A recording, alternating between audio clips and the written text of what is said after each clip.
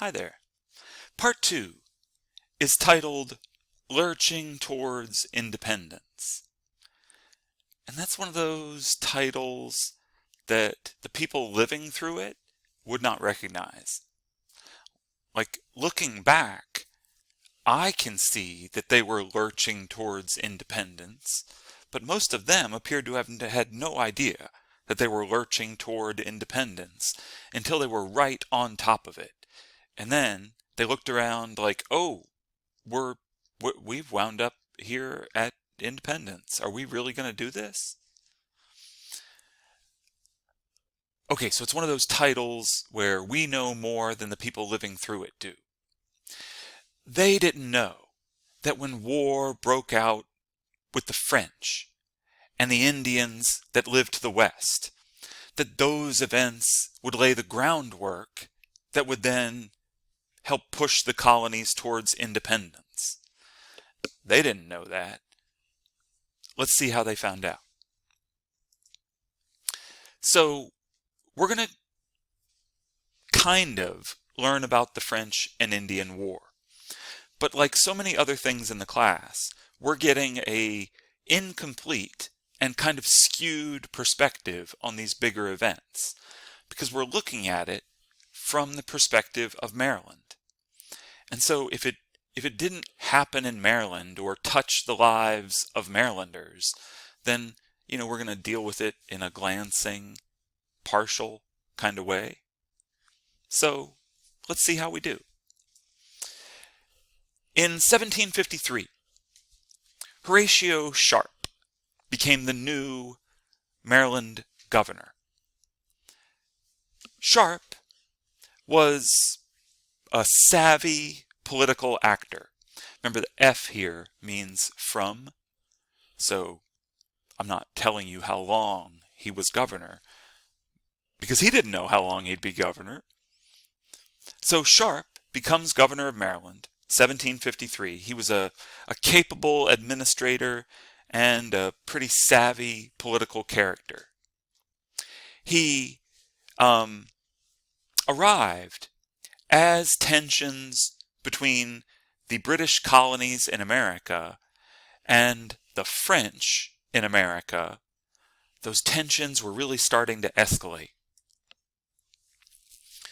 So let's pan out, get a sense of the big picture. On this map, the pink are all the areas occupied by the British. Now, what you see in pink are the areas where British settlers actually live. What the British claimed was much, much bigger. So this is what they actually occupy. Okay, so you see the pink, right? So the British have now occupied almost the entire Atlantic seaboard. They've pushed inward in many places, really further westward with Maryland than almost anywhere else in terms of like distance from the coast.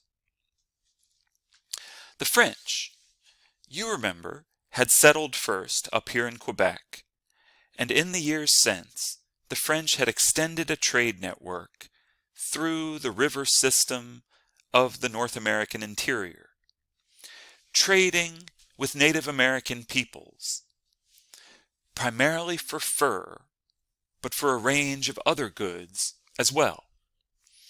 So the French claimed the vast interior portion of North America, which the British claimed as well. The Spanish occupied Florida, Finley, and present-day Texas and parts of the West, but the bulk of Spanish settlement was further to the south, down in present-day Mexico. Okay, so that sort of gives you the lay of the land in terms of the imperial claims.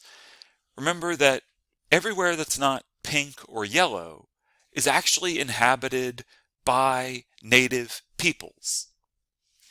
And native peoples, overwhelmingly, had come to see the British as a much larger threat than the French. The British, almost everywhere, were here for the land so that they could have complete control of the land, produce the things that they wanted to produce, and make money for themselves. The British vision of this land seemed to have no place for Indians, at least the way most of them practice it. Whereas the French, instead, often visited, traded, and left. This doesn't mean the French didn't abuse native people and rip them off when they could. It just means compared to the British, they were generally much, much more favorable. So, Sharp arrives amid all these tensions, looking like the two powers might go to war. And he asks the Assembly for money to help thwart a French invasion coming through the Ohio country that might menace Maryland's west. Sharp was like, we should get ready for war. We should build forts in the west. We should prepare our militia. And the Assembly is like, nah, I don't see where this affects Maryland. So Sharp can't mobilize the Assembly to prepare. They want to see what's going to happen. The British, I should make clear, the focus of the events that's going to lead to this war really take place out here in what both sides called the Ohio Valley. It's the valley created where all those creeks kind of flow into the Ohio River. All right, so out here in the Ohio Valley, that's present day, like Ohio, Western Pennsylvania, West Virginia. Okay, so out in that region, the Virginia, the British in Virginia, sent out a military expedition tromping through the Ohio territory. Native people were alarmed by the British marching through these regions where they weren't seen often. So the native people tell the French, and the French came further down below the Great Lakes and established a strategically significant fort, which they called Fort Duquesne, but en français. It was established in 1754. Here's a map, and so we are on the southern side of the Great Lakes. Here's where the French already had some forts, but now they come further down and build this one. Here's the site of where that original French fort was. It's at the confluence of where these three rivers meet. You don't need the rivers, but it's the Allegheny, the Monongahela, and the Ohio. So if you control this point, you control access to these river systems. All right, so the French dig in, build a fort here, trying to cement their claim that this whole Ohio Valley belongs to the French. Virginia says, nah. And Virginia sends a young militia commander named George Washington out into the southern Ohio Valley, where he constructed a little military fort. It was pretty poorly constructed, but let's cut him a break. He's like, 20, 21 years old at this point. He's a kid. So he constructs this fort for Virginia, for Britain, calls it Fort Necessity. Native people are alarmed by the British coming out here, building a fort, trying to lay claim to this land. So native people send word to the north, tell the French. The French send a bigger military force down, and they attacked Fort Necessity. Washington was humiliated, and was forced to surrender Fort Necessity to the French. So this was summer 1754. And this, the surrender of Fort Necessity, the French coming down this far south and violently taking a fort built by the British. This was widely seen in the colonies as, oh, we're going to war. That's what's happening. We're about to go to war against the French and their Indian allies. It's why colonists would call it the French and Indian War. Okay, so Washington surrenders Fort Necessity. Word spreads through the colonies. Oh, I think we're headed for war with the French. That's what's coming. With that knowledge in the air, Benjamin Franklin, the most famous colonist in the colonies, Benjamin Franklin organized a meeting up in Albany, New York in 1754. Albany, because Albany, New York was right on the edge of the Iroquois Empire.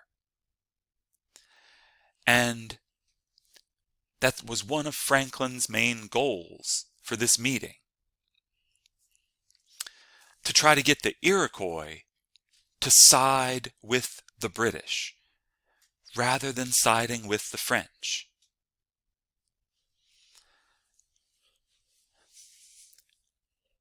First, before I explain that part, let me flesh out Franklin just a little bit, because I don't think we've talked about him. I think I mentioned to you at one point that the new printer of the Maryland Gazette had apprenticed with Benjamin Franklin up in Philadelphia. Franklin was a success story in poverty and forced labor as a kid. He became a successful printer, publishing a newspaper, and later a highly successful almanac. He became famous throughout the colonies and became the colonial, it wasn't an ambassador, but he was sort of like the colonial ambassador in the British court. He was called an agent, but it was like if you, as a political figure in Maryland's government, wanted to understand what was happening in Parliament, Franklin was your man in London. So that's where he's headed after these events right here, and where he would remain as we head into the conflicts that lead to the revolution. He was a superstar. Okay, so Franklin organizes this meeting up here in Albany, New York, with two goals in mind: to try to get the Iroquois to join with the colonies, to keep them from siding with the French. His second goal was to try to get the colonies to actually unite together and to not wind up fighting the French and the Indians as separate colonies, but instead to fight them with a unified effort. Franklin's plans were looking pretty grim when only about half the colonies sent delegates. Darn it. But Maryland sent delegates, and among the Maryland delegates was Benjamin Tasker Jr. We mentioned his dad, Benjamin Tasker, who had been one of the first people to settle out in what later became Frederick County. Tasker Jr., a merchant, slave trader, really hit it off with Benjamin Franklin. They became friends. They wrote letters for a long time after this. When Franklin came to Maryland, he stayed with Benjamin Tasker Jr. I wonder if for Benjamin Tasker Jr., he was like, I know another Benjamin who's more famous than me.